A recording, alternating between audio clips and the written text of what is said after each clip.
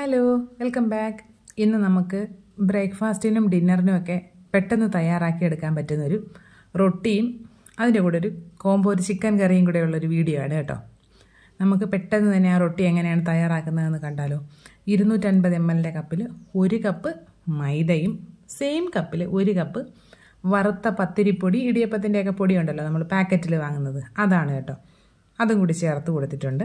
ഇനി ഇതിലേക്ക് ആവശ്യത്തിനുള്ള ഉപ്പ്, 1 ടീസ്പൂൺ നെയ്യ്, ഇത്രയും ചേർത്ത് നന്നായിട്ടൊന്ന് മിക്സ് ചെയ്തതിന് ശേഷം ഇതിലേക്ക് ഒരു 1/4 കപ്പ് സാധാ പച്ചവെള്ളമാണ് കേട്ടോ ചേർക്കുന്നത്. അത് കുറേശ്ശെ ചേർത്ത് ഒന്ന് കുഴച്ചിട്ടുണ്ട്. അപ്പോൾ വെള്ളം കുറച്ചുകൂടെ വേണമെന്ന് തോന്നിയത് കൊണ്ട് ഒരു 2 ടേബിൾ സ്പൂൺ കൂടി, 2 ടേബിൾ സ്പൂൺ പാലാണ് ഞാൻ ചേർത്തത്. ഒരു പ്രത്യേക ടേസ്റ്റിന് വേണ്ടി പാല് ചേർത്തതേ ഉള്ളൂ. വേണ്ട എന്നുണ്ടെങ്കിൽ വെള്ളം തന്നെ ചേർക്കാവുന്നതാണ്. പിന്നെ നമ്മൾ എടുക്കുന്ന പൊടിക്കനുസരിച്ച് ചിലപ്പോൾ വെള്ളത്തിൻ്റെ അളവൊക്കെ വ്യത്യാസം വരും. നന്നായിട്ട് ഇതൊന്ന് കുഴച്ചെടുക്കുക. ഇത് കുഴച്ചെടുക്കുമ്പോൾ നമ്മൾ മൈദ കുഴച്ചെടുക്കും പോലെ വലിഞ്ഞു വരുന്ന ഒരു കൺസിസ്റ്റൻസി അല്ല. ഇതിങ്ങനെ നമ്മൾ വലിച്ചെടുക്കുമ്പോൾ പൊട്ടി പോരും. ഇനി നമുക്ക് ഈ മാവിനെ കൗണ്ടർ ടോപ്പിലോ നമ്മുടെ ചപ്പാത്തി പലകയിലോ വെച്ച് നന്നായിട്ടൊന്ന് റോൾ ചെയ്തെടുത്തിട്ട് അതിനെ നമുക്ക് മുറിച്ചെടുക്കാം. ഇപ്പോൾ ഈ അളവിൽ നിന്ന് 12 മീഡിയം സൈസ് റൊട്ടിയാണ് കിട്ടുന്നത്. മുറിച്ചെടുത്തിട്ട് നമുക്കതിനെ ഓരോന്നായിട്ട് കുറച്ച് അരിപ്പൊടി എടുത്ത് ഡസ്റ്റ് ചെയ്തിട്ട് അതിൽ പരത്തിയെടുക്കാവുന്നതാണ്. മൈദ വേണമെങ്കിൽ മൈദയും യൂസ് ചെയ്യാൻ കേട്ടോ, പക്ഷേ കുറച്ചുകൂടെ നല്ലത് അരിപ്പൊടി യൂസ് ചെയ്യുന്നതാണ്. നന്നായിട്ട് പരത്തി കൊടുക്കുക. പക്ഷേ പരത്തുമ്പോൾ ശ്രദ്ധിക്കേണ്ട കാര്യം, ഒരുപാട് പ്രസ് ചെയ്ത് പരത്തരുത്. സോഫ്റ്റായിട്ട് വേണം പരത്തിയെടുക്കാൻ. ചപ്പാത്തിയൊക്കെ പരത്തുന്നത് പോലെ അത്ര ഒരുപാട് സോഫ്റ്റായിട്ട് പരത്താൻ കഴിയില്ല. എന്നാലും നമ്മളെ കൊണ്ട് കഴിയുന്നത്ര സോഫ്റ്റായിട്ട് പരത്തിയെടുക്കുക. ഞാനിപ്പോൾ അത് അത്യാവശ്യം നന്നായിട്ട് പരത്തിയെടുത്തിട്ടുണ്ട്.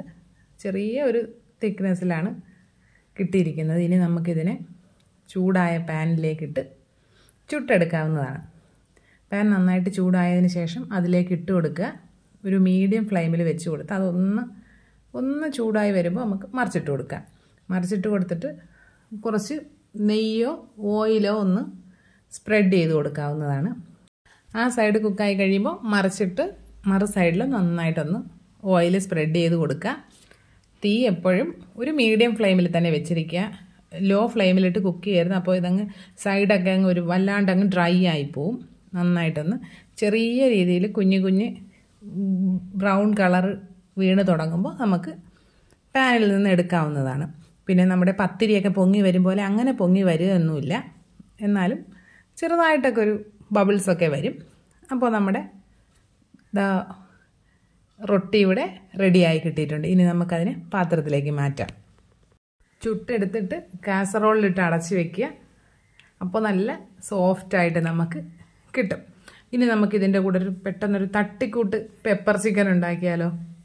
ഒരു 2 ചെറിയ സവാള എടുത്തിട്ടുണ്ട് കേട്ടോ. അതിനെ ഒരു ചോപ്പറിലേക്ക് ഇട്ട് കൊടുത്തിട്ടുണ്ട്.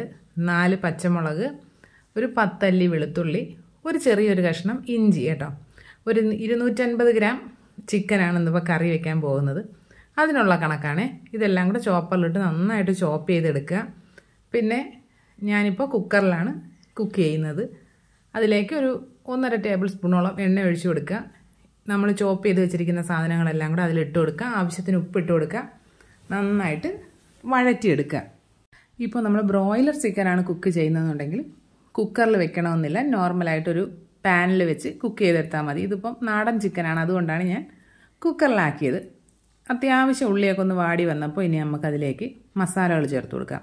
ഒരു 1/4 ടീസ്പൂൺ മഞ്ഞൾപ്പൊടി, 1 ടേബിൾ സ്പൂൺ മല്ലിപ്പൊടി, പിന്നെ 1 ടീസ്പൂൺ പെരിഞ്ജീരകവും 1.5 ടേബിൾ സ്പൂൺ കുരുമുളകും കൂടി ഒന്ന് പൊടിച്ചെടുത്തതാണ് കേട്ടോ. ഒരുപാട് പൊടിഞ്ഞിട്ടില്ല. അങ്ങനെ ഒന്ന് പൊടിച്ചതും കൂടി ഇതിലേക്ക് ചേർത്ത് നന്നായിട്ടൊന്ന് പച്ചമണം മാറുന്നത് വരെ വഴറ്റിയെടുക്കുക.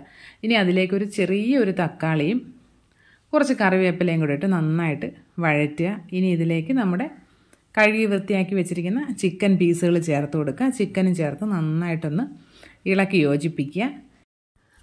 ഇതിപ്പോൾ നാടൻ ചിക്കൻ ആയതുകൊണ്ട് ഇതിലേക്ക് കുറച്ച് വെള്ളം ചേർക്കുന്നുണ്ട്. ഒരു 1/4 കപ്പ് വെള്ളം കൂടെ ചേർത്ത് നന്നായിട്ട് മിക്സ് ചെയ്ത് ഉപ്പ് നോക്കിയതിന് ശേഷം ഉപ്പ് കുറച്ചുകൂടെ ചേർത്ത് കൊടുത്ത് അടച്ച് വെച്ച് ഒരു മീഡിയം ഫ്ലെയിമിൽ 2 വിസിലും പിന്നെ ഒരു 10 മിനിറ്റ് ഒന്ന് സിമ്മിലൂടെ വെച്ച് കഴിഞ്ഞാൽ നമ്മുടെ സൂപ്പറായിട്ടുള്ള പെപ്പർ ചിക്കൻ റെഡി ആയിട്ടുണ്ട്. പെപ്പർ ചിക്കൻ്റെ ഒറിജിനൽ റെസിപ്പി ഇതല്ല, പക്ഷേ നമുക്ക് പെട്ടെന്നൊരു ആ ടേസ്റ്റിലൊക്കെ ഉണ്ടാക്കി കഴിക്കാൻ പറ്റിയൊരു കറിയാണ്. അപ്പോൾ എല്ലാ കൂട്ടുകാരും ട്രൈ ചെയ്ത് നോക്കാം.